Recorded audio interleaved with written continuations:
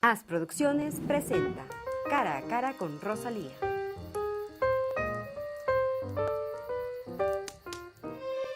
Bienvenidos, queridos amigos, a este programa.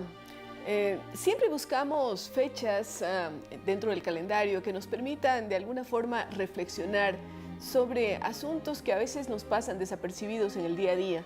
Por eso es bueno saber que hay un día del medio ambiente, que hay un día de los océanos, que hay un día de la tierra, en fin, y que nos permiten precisamente volver la vista atrás, ver qué hemos hecho o qué no hemos hecho, que deberíamos haberlo realizado y sobre todo pensar en el futuro, en este caso el futuro del planeta.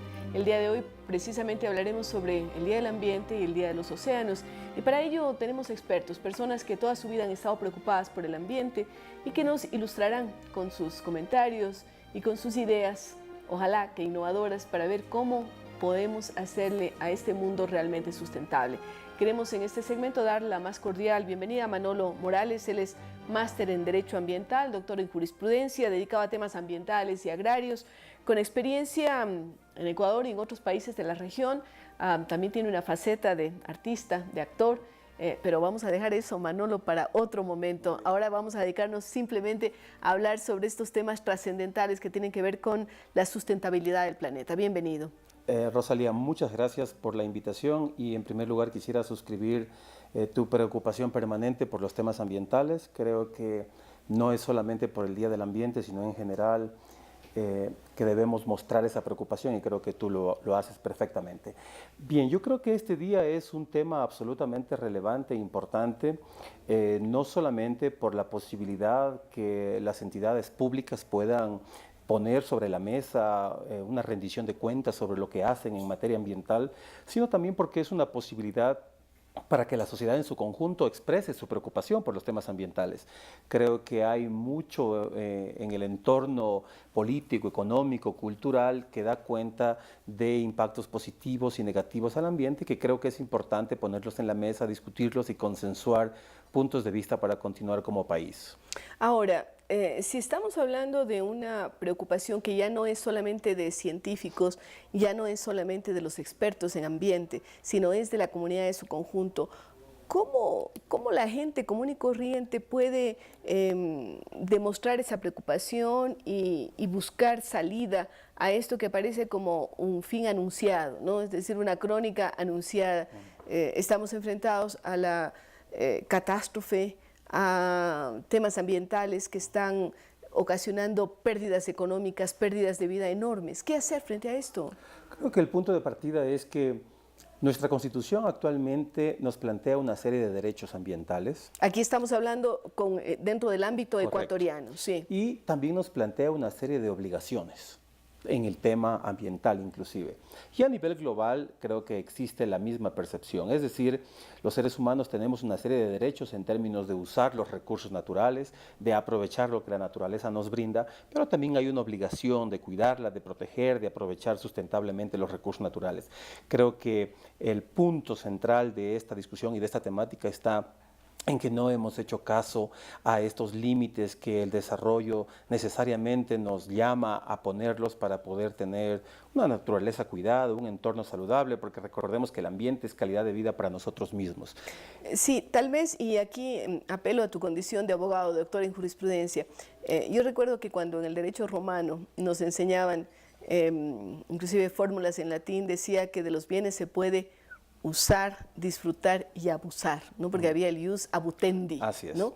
¿Qué nos dices respecto al abuso que hemos hecho de la naturaleza? Parece que esas fórmulas romanas todavía siguen en vigencia, porque estamos abusando de ellas. Así es, yo creo que hay una serie de evidencias que dan cuenta de ese abuso y creo que también la naturaleza nos pasa factura. Muchos de los fenómenos naturales hoy en día, obviamente algunos son exclusivamente de origen natural, pero otros sí claro, estamos tienen, hablando de un terremoto, por ejemplo, que no tiene obviamente no tiene origen una en lo que hemos hecho participación los seres de humanos. los seres humanos, pero hay otros que efectivamente deslavan deslaves, inundaciones, erosión, desertificación, que tiene una directa relación con acciones humanas, y creo que los costos que significan para los estados en términos de remediar esos daños son mayores a lo que se pudo haber hecho previniendo esos daños. Entonces yo creo que hay una fórmula que ya nos permite un aprendizaje. Tenemos el siglo pasado, creo que ha sido un siglo importante en términos de una preocupación ambiental, ecológica sobre lo que pasa en el planeta. Las Naciones Unidas ha tenido una serie de instrumentos internacionales definidos y aprobados por los países, pero que lamentablemente a nivel de los países todavía hay dificultades para llevarlos a la práctica. Nos parece que estos días de celebración, como el Día del Ambiente, de los océanos, de la tierra, deben servir justamente para poner en la mesa esa preocupación de que falta mucho por hacer en términos de aplicar, de hacer nuevas leyes también, pero sobre todo de aplicar lo que tenemos hoy en día.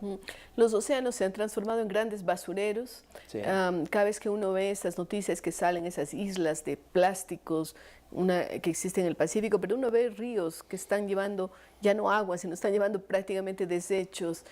Nos indican que una de las grandes preocupaciones del ser humano tiene que ser necesariamente qué hacer con la basura, o no producirla en la cantidad que estamos produciendo, o utilizar la basura como fuente energética, como fuente de todo esto.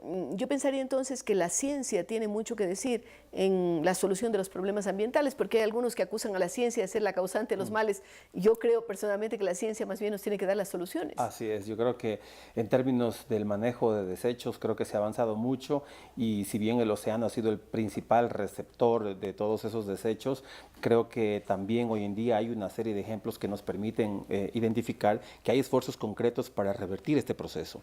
De hecho, cuando uno visita algunos países, y no voy a dar nombres, pero uno se queda realmente impresionado de cómo se puede reutilizar, de cómo se puede reciclar, de cómo esto deja de ser un esfuerzo ciudadano local para convertirse en una política pública con presupuesto nacional asignado Porque anualmente. Aquí inclusive cuando hablamos de clasificar la basura, después nos encontramos que cuando llega el recolector de la basura, mezcla todo. Entonces dice, óigame, ¿yo por qué me di ese trabajo de estar separando cada cosa? Es decir, no hay una política. Si bien tenemos una constitución garantista, es la única constitución del mundo que habla de los derechos de la naturaleza, pero por otro lado no hay políticas municipales, diríamos así, de recolección de basura, por ejemplo. Así es. Clasificada. Yo creo que esa es una deuda que todavía existe, porque hay mucha preocupación en el país en todos los niveles, sobre todo de lo que pasa a nivel de la cobertura forestal, de los temas de deforestación en el campo.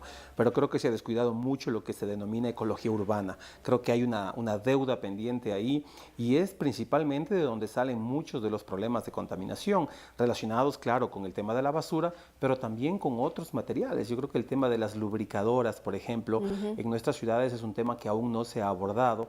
El tema de que usamos el agua potable para otros usos que no son humanos, como regar jardines, como lavar carros, como bañar mascotas, que creo que esto es un desperdicio de agua que tiene un costo altísimo en términos de la potabilización, y sin embargo no tenemos dos entradas de agua, tenemos una sola entrada de agua, y eso constituye no solo un desperdicio, sino digamos recursos que no están bien utilizados. Tú no has querido mencionar países, pero sí me gustaría que nos digas qué ejemplo de país has encontrado en tus viajes o en las lecturas que realmente está trabajando de una forma adecuada el tema de qué hacer con la utilización del agua, qué hacer con los desperdicios, energía eficiente. Cuéntanos de alguna experiencia que tú creas que vale la pena pensarla y a lo mejor replicarla. Bueno, yo tenía muy poca edad, estaba en mis primeros cursos de especialidad luego de que había salido de la universidad, y tuve la oportunidad de vivir en un kibutz en Jerusalén. Ya. Estuve 6 meses viviendo en el kibutz en Israel. Y una de las tareas, si bien era un kibutz turístico, una de las tareas nuestras, de los voluntarios que estábamos ahí estudiando y trabajando, era trabajar en la planta de procesamiento y de purificación de agua. Yo no entendía esto, yo nunca había estado en un lugar de estos. Claro, los primeros días uno tiene que acostumbrarse a los olores, que son bastante fuertes, pero a medida que uno ve el proceso de purificación, el proceso de tratamiento que se hace a todos los desechos del kibutz, y cómo de desechos negros, aguas negras, para terminar en aguas blancas que se usan en regadío, en agricultura, claro, con un proceso de controles que permiten garantizar que esa agua luego para ser utilizada en agricultura está apta para el uso.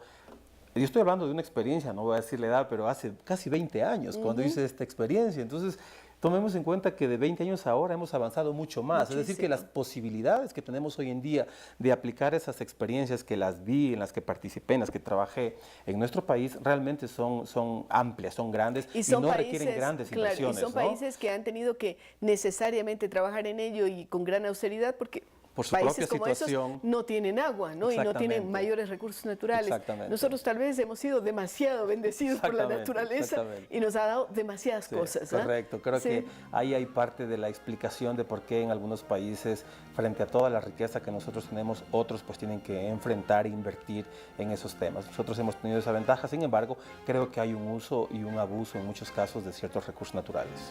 Bien, y hay que empezar a pensar en cómo nosotros podemos economizar los recursos con cosas muy sencillas, como cerrar el grifo a tiempo en ciertas circunstancias, como no pedir tanta bolsa plástica, como tantas cosas, detallitos, ¿no? Tips que muchas veces nosotros los estamos dando a través de los programas y que nos sirven para ser mejores ciudadanos y tener un mundo más sostenible. Gracias, Manolo. Y con ustedes continuamos luego de una pausa.